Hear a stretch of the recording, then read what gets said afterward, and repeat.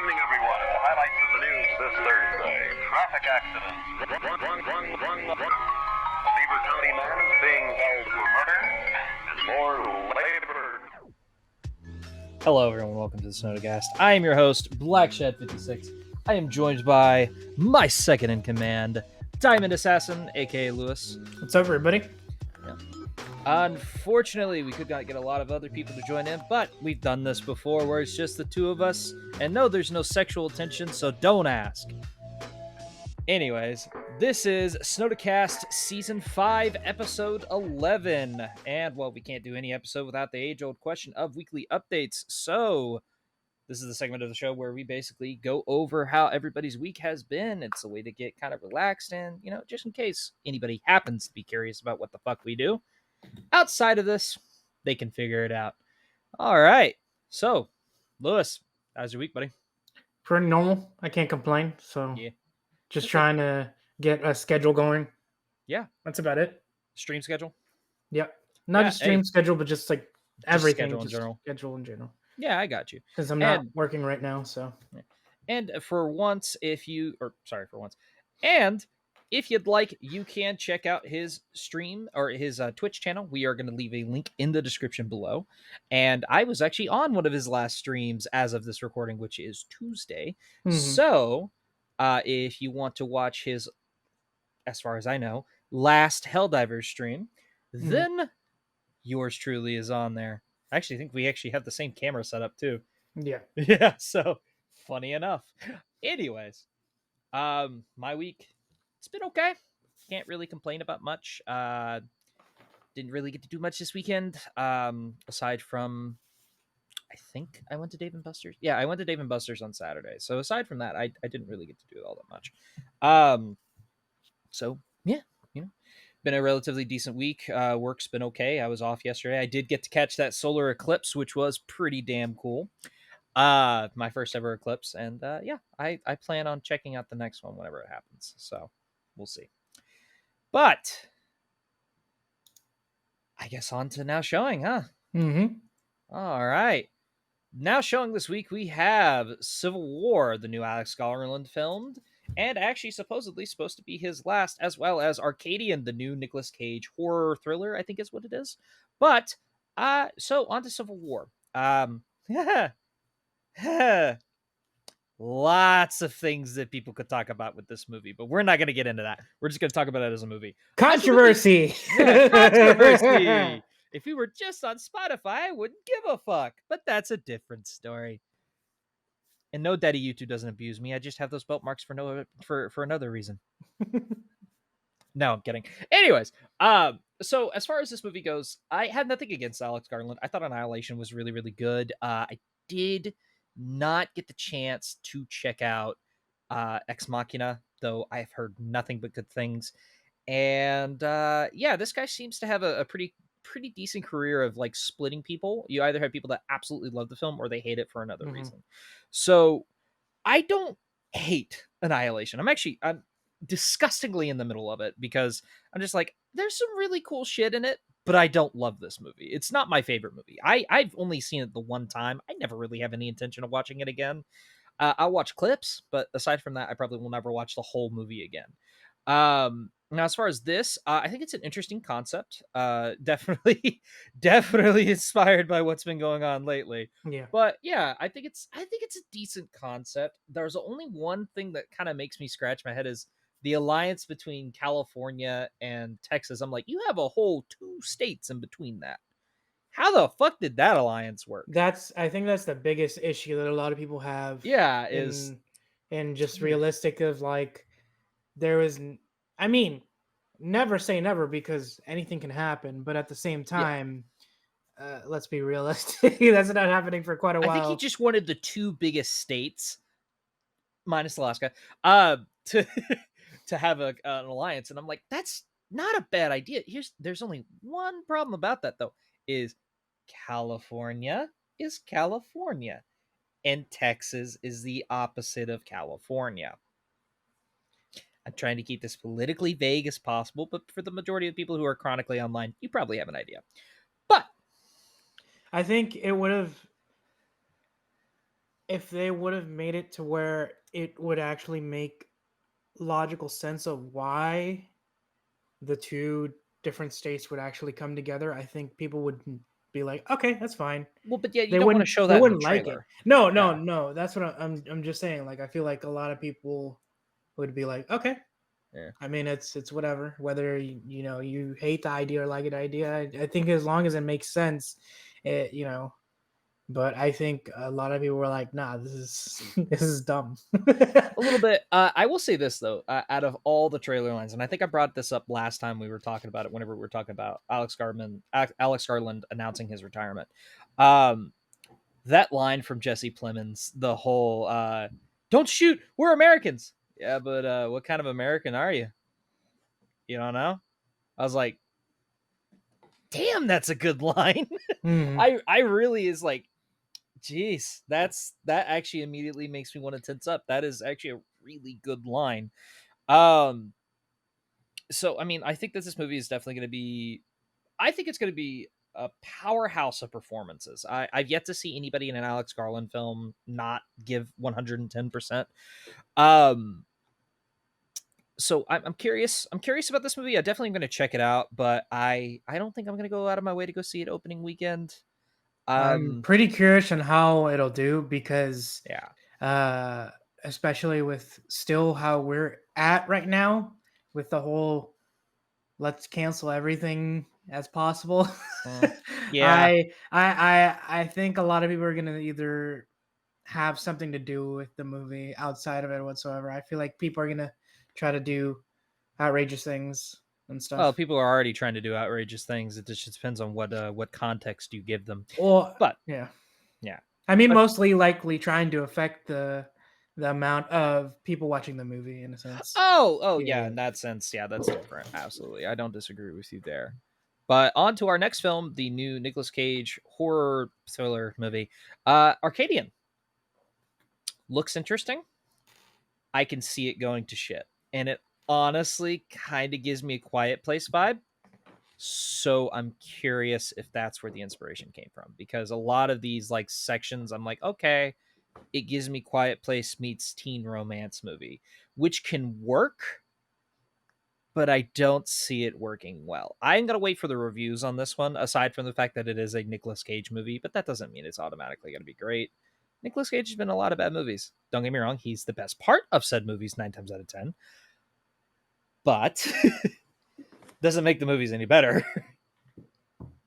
Sometimes it does.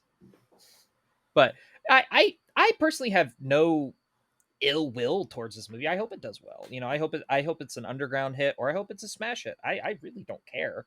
It's just one of those. It's like I feel like most of them are just hit and miss movies for him. I like no disrespect to Nicolas Cage, but I think like it's just like trying to throw a bunch of darts in the dartboard and figuring out which one sticks. Yeah, don't get me wrong. He's a phenomenal actor. Never misconstrue our words and say that he's a bad actor. No, he usually always gives it his all in every performance. Maybe minus the first Ghost Rider. He was kind of hamming it up in that one, and he, to be fair, no, he was just kind of saying, never mind. I can't think of a movie where he's like sleepwalking through it. At least a movie that I've seen. So it just comes down to cool. I'm very happy with that. This man clearly is having a comeback in his career, so I think that that's part of the reason why they're like, okay, we got Nicolas Cage, let's market the shit out of that. And I'm like, well, but that's not the story. And he only has like maybe 10% of the entire trailer because he's the dad. He's the Yeah. dad trying to protect his kids. So it just comes down to like, I don't hate that, but maybe it'll turn out great. I don't know. I could see it becoming an underground hit, but I'm going to wait for the reviews on this one. So I'm not necessarily jumping to go to the theaters this week, unless I get to go see The First Omen, which I've been hearing a lot of good things about, which surprised the ever-loving fuck out of me. I was expecting that one to be utter dog shit. I'm going to be brutally honest with you. Or at least aggressively okay. I will say their tactic for just like going out and announcing the movie and stuff. There's a YouTube trailer. I don't know if anybody has encountered it. It's literally go watch The Omen. and Yeah, then go scary watch the noises, first and Omen. then go watch The Omen, and Yeah. that's about it. And I was like, Yeah, that's go watch the fucking. first Omen. For and me, it I was says- getting annoyed because I'm like, bro, that's the most smartest way to promote a movie, but god damn, it's fucking annoying as fuck to hear. No, that no, no, no. You over want to and know over the again. smartest way to promote a horror film is you keep the audience in the dark as much as you possibly can. I will say it once and I will say it again. Barbarian is the most recent example of a movie that gave you jack shit in the trailer aside from a creepy vibe and you know something fucked up is happening. It tells you nothing, regardless of how you feel about the film. It's actually halfway decent. I give it credit where credit's due, but Jesus Christ, I was so utterly surprised by that movie. I was interested by the marketing. Just the posters alone got me like, oh fuck yeah, baby, let's go. I don't know what it is about just nothing but red light posters. Mhm. Gets me hard. I'm not even gonna lie. Actually gets me excited for a movie. But Barbarian is still until another movie fucking surpasses it. Barbarian is a perfect example of giving the audience enough in the trailer, but not spoiling everything. As much as I enjoyed Evil Dead Rise, it practically spoiled almost all of the cool stuff. I feel like surprise nowadays on movies is kind of like, I think a lot of people who are making movies, they kind of see it as like It's the marketing. they're gonna It's not the people that are making it. It's the marketing team. they're gonna well, I feel like they're making the choice of not having surprises because of the fact of like no one's gonna want to see a movie that they don't know tidbits about. But at the same time, I feel like surprises to them is kind of like a like big risk on them. It's definitely a balancing act whenever it comes to trailers. I will say this. Barbarian is a perfect example of you have just enough to keep people interested because pretty much the only thing that you really know about, aside from like a couple of spare scenes at the towards the rest of the movie, you really only know about like the first maybe 30 minutes of the entire movie. That's all the trailer gives you. And it was enough to interest you because it's like, okay, so what is going on with this place? And that's really all you know. Like it is but the other thing is it's a balancing act because you can't just show the entire movie. Bad example. As much as I enjoy the music in that trailer and I enjoy a lot of the scenes in that trailer, The Crow, the new one, bad trailer because it basically gives the entire movie away. So it just you got to have that perfect balance of you got to give enough to get the audience interested and hook them in, and then from there don't spoil the whole movie. But again, the whole point of a trailer is to show you the best parts of the movie. So it's like, okay, well, don't show everything, but show a couple of cool scenes and maybe show snippets of it. And then boom, you got people interested. So Right. as much as I enjoyed Evil Dead Rise, I enjoyed the hell out of the marketing for that movie. Showed some of the best stuff in the movie. Not everything. I'll give it that. But it did show a lot of the best parts of the movie. To as much as they can to appease the general audience. But still, like, yeah, so like one of the creepiest lines, and I get it, it was meant for the trailer, but like mommy's with the maggots now, and I'm like, okay, that's legitimately kind of creepy. I loved that shot where she's like, mommy's with the maggots now. I'm like, okay, but good, really, really good. But that being said, I think we're gonna go ahead and hand it over to our friend Ty for another segment of TGC. Hello, everybody, and welcome back to another episode of TGC. My name is BUBOLO, and let's hop right into the segment. I'd like to talk to you guys about the critically acclaimed Helldivers 2 and some of the new things that are being added into the game. Firstly, new warbond has been released called Democratic Destruction, and it's an absolute masterpiece. From what I've seen, the armors look great, especially one of the medium sets along with the heavy set. But from what I've also been told, the passive abilities for both of these sets are basically copy and paste. And from other sources, other YouTubers, they also gave the Helldivers dev teams a good idea to kind of change up some of these passive abilities for those armors. especially for the war bonds. So whatever war bond specific armor you get should have its own little passive ability, and I think that'd be a really cool rendition of the technology advancements in Helldivers 2, especially when we're moving towards a new enemy type, which is the second thing I'd like to get into. If you look at Super Earth, you'll see the Illuminates kill count has gone up to 16, which has not been there before up until now. And from what I've also seen and heard on other planets, there's also Illuminate kill counts, indicating that we might see the Illuminates pop in eventually. And if you look at also the Galactic War map, you obviously see a big piece missing there, and obviously that's room for one more faction. And who knows, maybe after the Illuminates, we may be facing a new threat. But let's talk about the Illuminates a little bit right now. The Illuminates, from what I've seen, are an advanced alien race that could both eradicate and take over the Terminate and the Automaton planets, since they're already on both of those planets. If they've infiltrated Super Earth, who's to say that those are not the most dangerous enemy of all time in that game? The animations for some of the base enemies are absolutely awesome.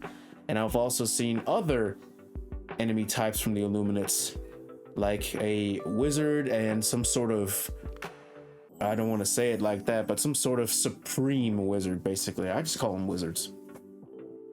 But to see those animations in game would be amazing. And we're about to see that pretty soon. I can already feel it. Along with that, some more leaks have been introduced with a new weapon that could potentially be used against the Illuminates, or maybe against other enemies, which is kind of like a teleportation device. Of course, the only thing that we got out of that leak was the model and what it does, and no animation as of yet for the model, but I know it's going to be cool regardless. And to end this whole episode out, Helldivers community needs to get a grip about its toxicity, and I'm talking about the Malevelon Creek capes that have been released, and people are being kicked, targeted, and basically just harassed in game for having that cape on. And I do not understand the hostility towards that. It's a freaking cape. It's a game item. And on top of that, I feel like the Helldivers 2 community is doing, or the Helldivers 2 team, is doing a really good job at kind of like playing with the lore of Malevelon Creek and just giving them to the fallen soldiers, or basically to commemorate the fallen of that campaign. And I think it's a really cool idea.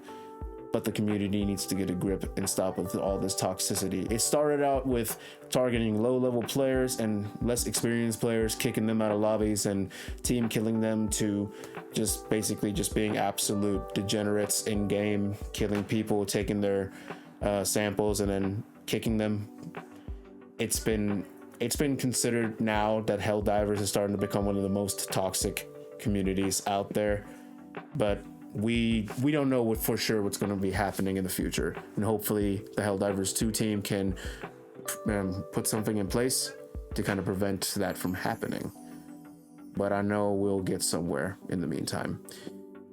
But that's all the time I have for you guys today. I hope all of you will enjoy the new update as much as I will, and hopefully we will fight the Illuminates together on the battlefield. I'm going to toss it back to the people at Snodacast. Thank you for having me on. It's been your friend BUBOLO, and have a good day. Thank you, Ty, for that segment of TGC. If you guys would like to see more from Ty, you can check out his channel. Their link will be in the description below on YouTube. On Spotify, you're just going to have to go to YouTube. I'm sorry, you're going to have to bite the bullet. Appreciate both the viewership, but going to have to bite the bullet. Links don't seem to work on Spotify for some strange reason. But that being said, as far as what Ty was talking about, let us know down in the comments below what you think of the new Helldivers 2 updates. I think it's a lot of fun. I've been having a blast with this game. I've been playing it since the first fall of Malevelon Creek, and after the victory that we have now gotten. So, Lewis, I know that you've played it a little bit. Again, kind of teasing his his stream. We played a little bit of it, and no, I have an absolute blast with it. I love the new level cap. I love a lot of the new stuff. Like after you finish a mission, if you survive and you didn't die before you get to the extract, you get covered in blood and guts, and like it stays with you till your next mission, which I fucking love. It's like I love that element of it. I still love the music. I still love the difficulty. Whereas if you fuck around for too long, it does eventually start like it's like, hey, you fucked around for too long, die.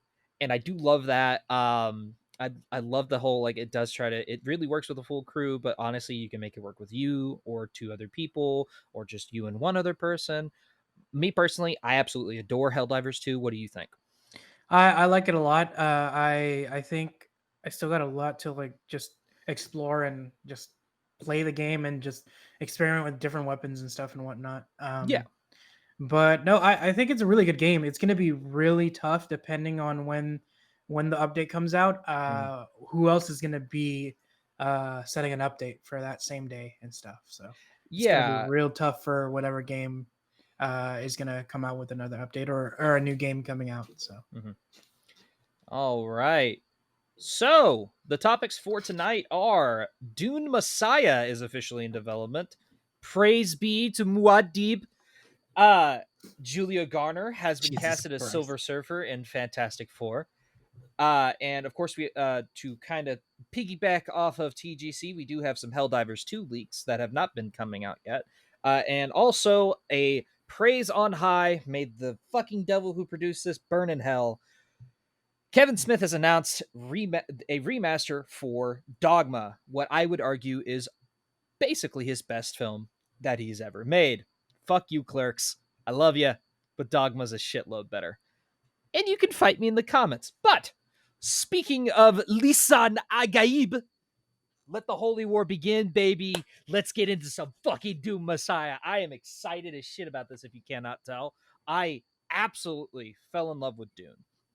From 2020, was it 2020 or 2021? I think 2020. Was it 2020? Yeah. Yes, I absolutely adored Dune 2020 from Denis Villeneuve, the French bastard that he is. No, I'm kidding. He's actually a really cool guy, or at least I would assume so. But as an American, I kind of got to hate on the French just a tad. But that being said, absolutely fell in love with Dune 2020 and adored Dune Part 2. Holy shit, was that an experience in Dolby Cinema. I cannot even begin to explain it. And obviously a lot of people have seen Dune Part 2. It is actually one of the highest grossing films of this year, I believe, so far. Some people may say that the marketing for the popcorn bucket did it for a lot of people. No. That's only for the degenerates that are perpetually online and only leave the house to go get food, clothing, and go see movies. I mean, That's they it. were talking it all about in talk shows, and a lot of people I in public know were it all... was viral. It was either viral marketing at its finest or naivete at its worst. Yes, the Dune 2 popcorn bucket, which granted, I don't hate the idea because it's actually not a bad idea. No, seriously, like you're going to incorporate the sandworms, which is what arguably in this world is the most important thing. The sandworms, hell, they're considered gods on the planet by the Fremen. So, I like the idea that you incorporate that, and the top of the bucket is a sand dune, and the worm is coming out. Now, do I think they could have maybe just maybe had it in a different way, and instead of it being the mouth that you're like putting your hand through, which if you've seen Dune Part 2 kind of makes sense. A keyword is kinda. With what happens in that movie, it kinda makes sense. But for all my lovely degenerates that asked for the Dune 2 popcorn bucket, hold the popcorn, extra butter. God have mercy on your soul. But God damn it. Yeah. That was some good marketing. Oh man. Even they had Man, interviews man. with the actors too, and gave them. They were the asking bucket. about it. Yeah. Oh Yeah. my God. And then you would see fucking Zendaya sticking her hand in there. Well, she actually has the perfect hand for it. I heard a lot of people that have big hands. It's Mhm. actually really hard to get in and out of. So, For all my my bigger people, I'm sorry, Rip. it won't work for me. But most of you are not degenerates, anyways. At least I pray to God not. But that's different. Let's talk about Dune Messiah, which is arguably, while Dune does not technically entirely wrap up Dune, or does not wrap up Paul Atreides' story, that would actually be Dune Messiah, and then you have Children of Dune, which is the Atreides line going even further, which is awesome. And I would love to see an adaptation on the big screen of Children of Dune. I've been hearing a lot of good things about it. I'm still reading the books, but Denis Villeneuve has actually expressed countless points of interest in doing this, and I'm glad that he's going to do it. And he said, after this, I'm done. I'm not doing any more Dune movies. I'll give it to somebody else. I honestly feel like somebody like Ridley Scott would be a good choice. Christopher Nolan would be interesting. I would argue just keep the same writer, which I think Denis Villeneuve did co-write this, because the main thing is you want to get somebody that loves Dune. You want to get somebody that knows Dune. Mhm. That's who you want to be your writer. That's who you want to be your director. There is one problem, though. I feel like If you gotta you thought keep the Dune same Part crew. 2 got weird, Children of Dune gets pretty goddamn weird. So, That's I if don't they know. even. That's if they even try to go exactly the way the book is written. Well, no, and like even the movies, the last two movies have taken drastic turns from the movie or from the book. Like in the, I'm not going to give that spoiler. There is a sudden reveal of lineage, and it doesn't come in until like the last act of the second movie. It's brought up with, which would arguably be at the last act of the first movie. This lineage thing is brought up when two characters are in a tent that is meant to trap moisture. So that is brought up in the book at that point, whereas in the movie it's not brought up till part 2, and even then it's not brought up till the last act, whenever Paul drinks the blue fluid that came from a particular creature that lives on that planet and lets him see everything. But that's a different story. Trying to keep it as vague as possible. So I will say this: I love the idea that Denis Villeneuve is going to be directing a third movie. I would say keep this a trilogy, wrap it up with Paul. You can kind of go It's into gonna be other hard. stuff if you'd like. It's going to be hard, especially if the third movie makes money. because you're using something that was written as a book and like a bunch of examples like Harry Potter. You have I'm trying to come up with what's it called, Maze Runner. They did a bunch of sequels, and then Honestly, the only one that was good out of that entire trilogy was the first one. yeah, and then you had Hunger Games as well. Yeah, So Hunger Games. Yeah, Hunger Games, the last book did not need to be 2 movies. That was just Hollywood following a trend because Harry Potter did it. Anyways, and Harry Potter kind of deserved it too. Like Harry Potter earned their split into 2 parts kind of thing. You could argue Twilight did too. Deathly Kinda. Hallows Part 2 was, I liked it, but at the same time, Oh, I think it's significantly better than Part 1. think Part 1's way too I think dark, boring. It's they not boring. could have done more with it. Part 2, because Part a lot of 2, people yeah. do not like Part 2 for specific reasons, and I agree with them. There is a lot of fetch quests in it. I will not disagree with you there. But anyways, I am very excited about the possibility, or not the possibility, the what Dune Messiah can be from Denis Villeneuve. I think he did say he wants to make one last movie, and he's done with the franchise. He's like, nope, look, I just want to tell the Paul Atreides story and call it a day. And more power to him. I say go do whatever you want to do. Don't pull a Matthew Vaughn and get stuck in this Kingsman thing, like, because even Argyle was connected to Kingsman. I feel like as long as they have the same crew, or at least the same people who worked on the Yeah, a previous lot movies, of I think they'll almost be all the fine. cast has said they would come back. Well, those that are living, those characters that are living, they said they would come Yeah. back. Yeah. So yeah, no, I'm very excited about that. Let us know down in the comments below if you are on YouTube what you think of Dune Messiah being officially in development. All right, our next topic is definitely definitely a controversial one amongst comics fans. When is it not? Like, honestly, when is it not? Julia Garner has been cast as it's not Norman Rad, it's his girlfriend. I forget what her character name is, but she's going to be that version of the Silver Surfer. I don't hate it. I think it's just a thing like when I think it's annoying that they're going to go directly with the character that is fairly new and also was an Elseworld thing, which, to be fair, there are rumors going around that Fantastic Four is going to be in another universe, which is interesting. I don't hate that idea, but it's like, I feel like it makes more sense that way. kinda, but I don't hate the idea of, like, I don't mind. Honestly, here's the thing. Here would have been my perfect casting for Norman Rad. Or, yeah, Norman Rad. Keanu Reeves would have been a fantastic choice for the Silver Surfer. Tell me I'm wrong. Tell me I'm wrong. It would be, I don't know. I feel like he would be wanting to be passionate to do it. I think I can see him doing it, but Yeah. would he want to? I don't know. I know That's up there's to people him. out there that want him to play Ghost Rider, and I'm going to be perfectly honest with you. I love Mm. Keanu. I don't see him playing Ghost I Rider. I don't- see Silver Surfer. I can see Silver Surfer. My personal opinion, I don't see Keanu Reeves fitting Ghost Rider. No. I feel like Norman Reedus would fit Ghost Rider a lot more. Yeah, Norman Reedus. What's his name that played? He played the one-handed douchebag from Logan. You know who I'm talking about. Yeah. Yeah, he would be a good choice for Johnny Blaze, but Keanu Reeves, no. Honestly, if anything, I could see him doing a spy movie or whatever and stuff. I could see him being like an agent, like basically like a Like an Agent of 007. Shield. Oh like a yeah, well, that couldn't kind of see series Keanu. of like, you know. Yeah, I don't think we'll ever see that. I think they actually announced that Aaron Taylor Johnson is going to be the new Bond.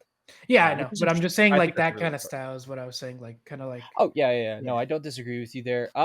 So as far as like her getting casted, from what I've been told, never watched the Ozark. I tried, I couldn't get into it. She's apparently really, really good in it, and a lot of people are saying like, "Oh, she's a good choice." I'm like, "Yeah, well, okay, you can get a high caliber actor and still put them in shit, and it's still gonna come out shit."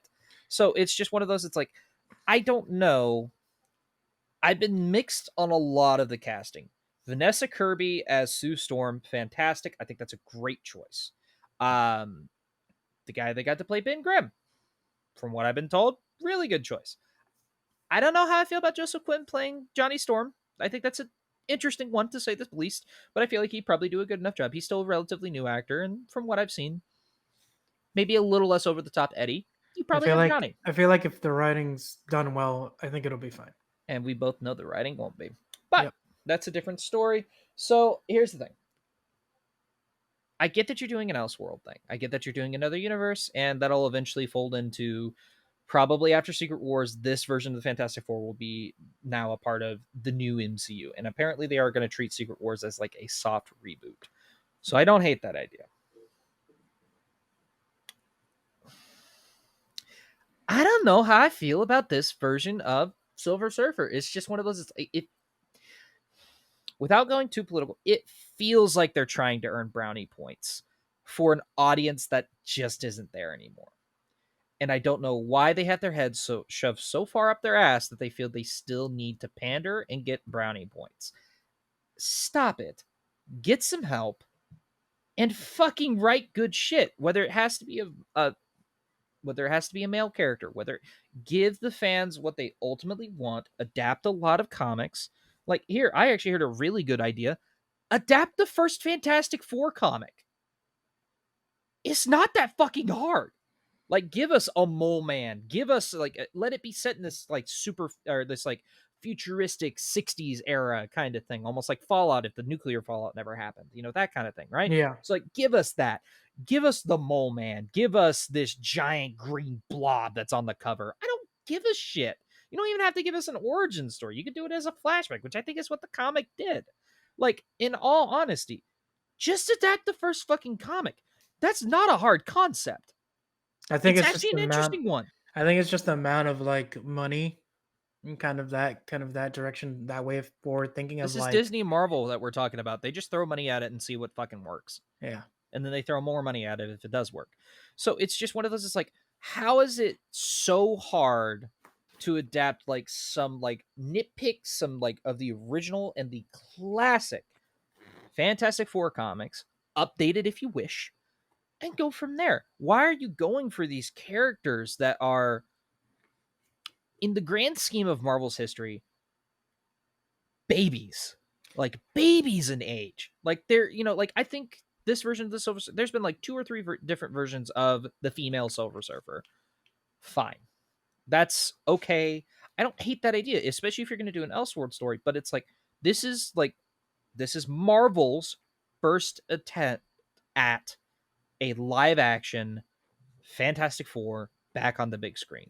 They want young people because they are banking at the fact that hypothetically, if it does well, they can use the same cast and try to pump out as many. Here's the thing, I don't even hate the casting. I really don't.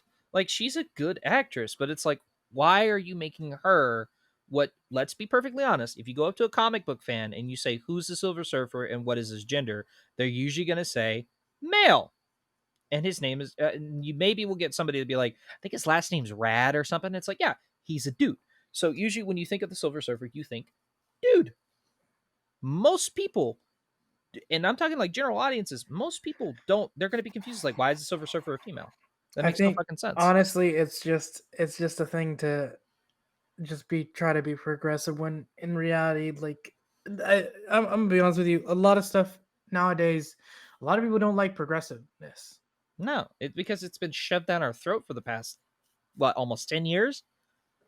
Really, since like 2016, 2017? Mm-hmm. So, yeah, I'm getting sick and tired of having this shoved down my throat. Like, you're supposed to like this. You're supposed to like this. It's like, no, I don't. I'm not gonna support it. You know what the last film I saw in theaters from Marvel was? Ironically enough, it was Black Panther: Wakanda Forever. And that was just because I had time and I had the money to go see it. And I said, fuck it. I could think of a worse day to spend my Tuesday. Seriously. It was an fuck it movie. The last time I truly got excited to go see a Marvel movie in theaters was Spider-Man No Way Home.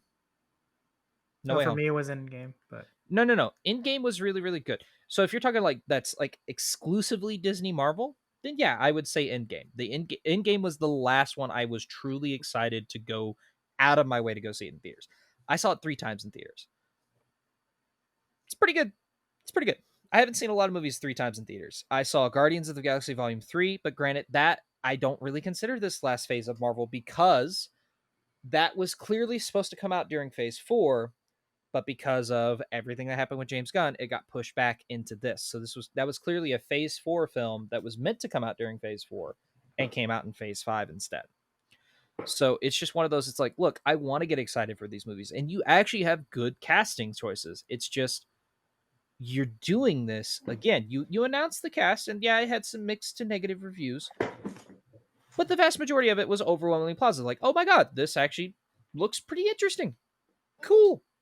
And then you throw this in there, and I guarantee you, now majority of those people that were even halfway interested are not going to go watch it. I'm tempted to not even watch it. I'm going to be perfectly honest with you.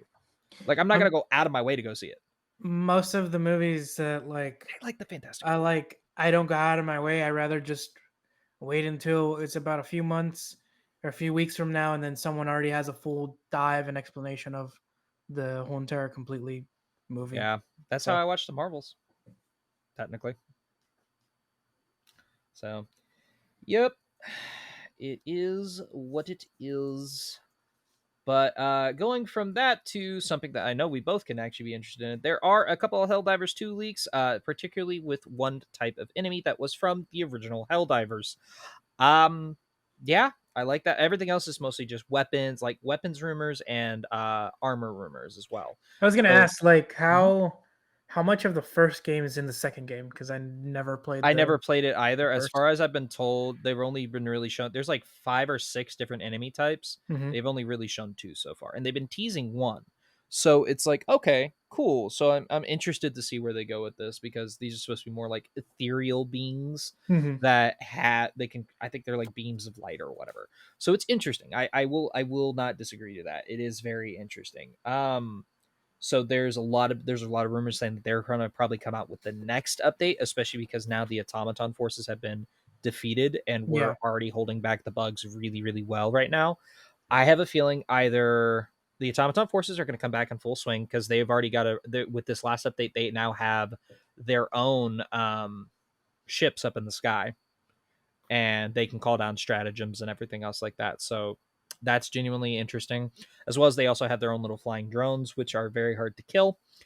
And now you have flying bugs as well, which not I the worst thing in the world. They're kind of a pain I in the can ass. see like mutations from some of the Yeah. bugs and stuff. Yeah, and you also, well, you've had those two different types of bugs. You have the green ones that are armored, and you also have the other ones that are not. And yeah, it just also means that they can spew venom at you basically, and it'll slow you down. So it's just one of those things. It's like, it's not that bad. But as far as like the armor sets go, I don't hate these. There's actually a lot of cool ones in there, ones that even I would get. But I'll believe them when I see them, that kind of thing. Because like a lot of them do look really, really good, but it's also super easy to fake a lot of like quote unquote leaks nowadays. So, but as far as like the enemies that might be coming in, I don't hate that idea. I forget what those enemies are called, but they're ethereal beings. Correct me down in the comments below, or whatever you're gonna do. But yeah, so I think that this is super, super interesting. I'm glad that they're actually adding more and more to this game, and I also am very glad that they're getting more and more people, which is always a lot of fun. So if you don't have Helldivers 2 already, what the fuck are you doing sitting on your ass? Go fight for some democracy, you bastards. Fight and die for liberty. Get Helldivers 2. Honestly, the most controversial game of the year for the government, because they were Yeah. mad at the fact that we would enlist on a video game rather than their own system. In The massive optimists. droves, yeah, because well, a video game is a video game.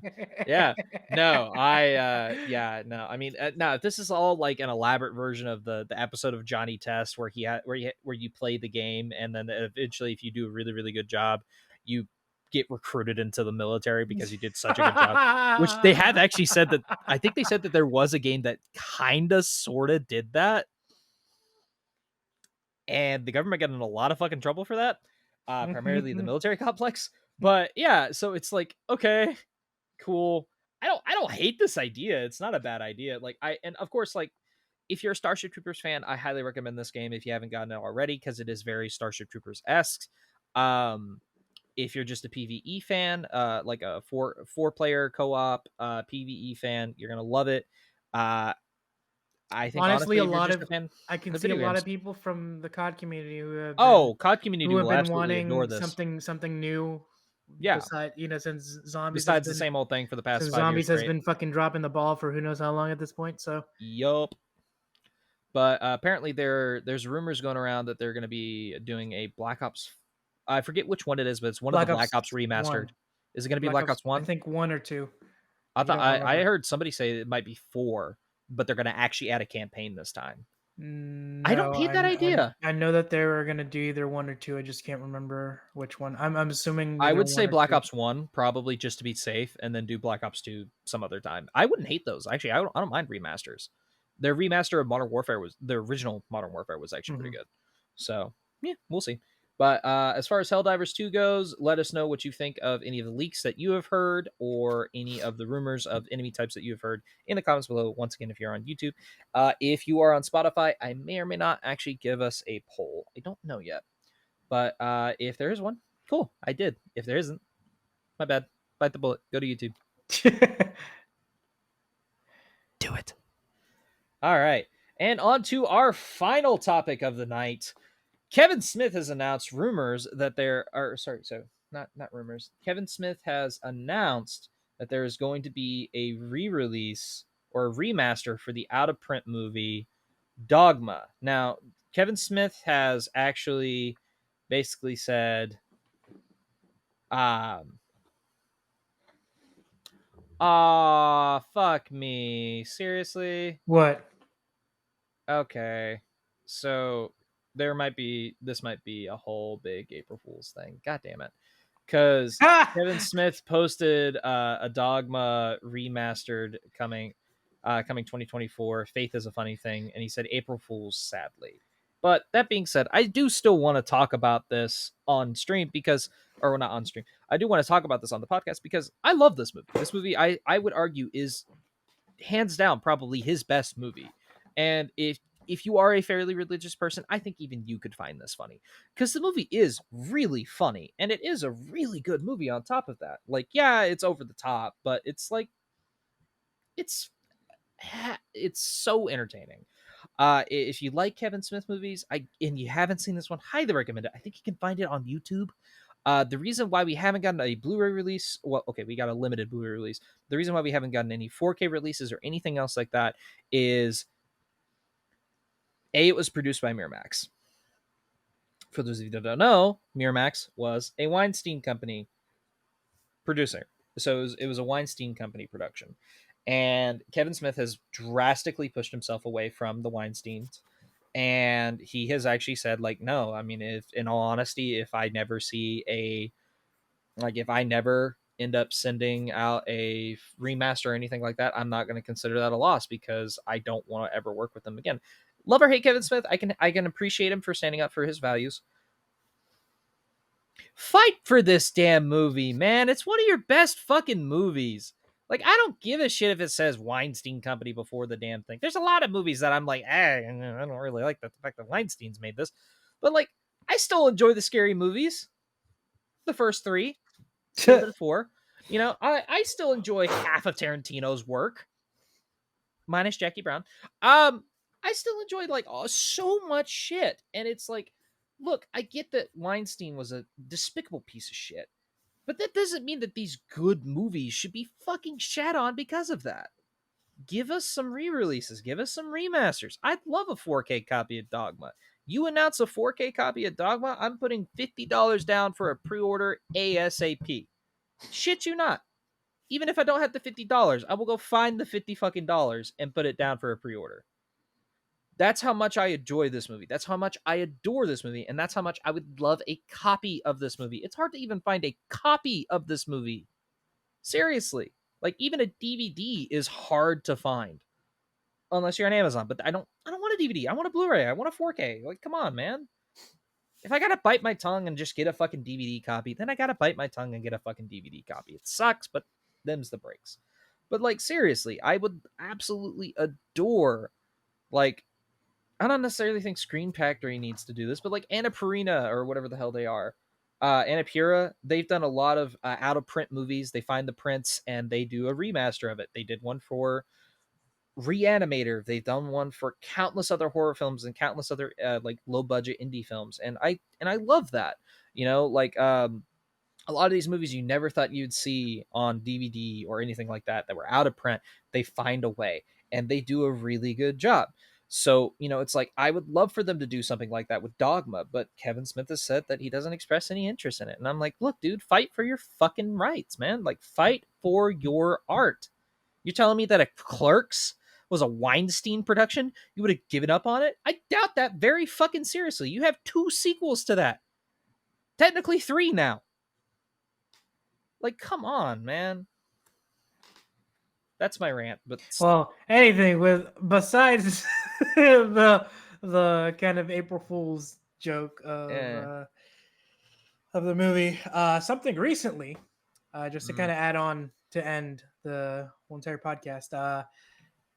I know a lot of people are gonna have iffy opinions about this topic, but Destiny 2 Into the Light update is now available from this time of recording, and we're on our way to basically a final shape. So if anybody who's been invested and left, and this is the perfect time to come back just to basically finish off for, I believe June is when final shape will be launched for basically from Destiny, the first game, to now. So if you have been invested in just wanting to see the full story come to an end, it's the perfect time. So now I can't say if anybody's going to stick around for once this one arc or one part of this chapter ending, if people are going to stay for whatever they have next for Destiny stories. who knows? But I know that I'm going to play until Final Shape comes out, and I will make my final decision on if I'm gonna stay or not play anymore. So what he's saying is he's gonna eventually hop over to Helldivers and just grind the shit out of that. But that being said, we're gonna go ahead and wrap up the show. This has been the Snodacast Season 5, Episode 11. I have been your host, Black Chef 56, and I have been joined by DimondAssassin, aka Lewis.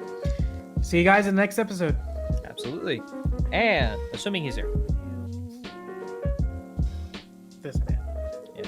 But that being said, you can have all these through the Buddy Christ. And I don't even know if that's the fucking line, but I know the Buddy Christ is a thing from Dogma, so you can kiss my dick.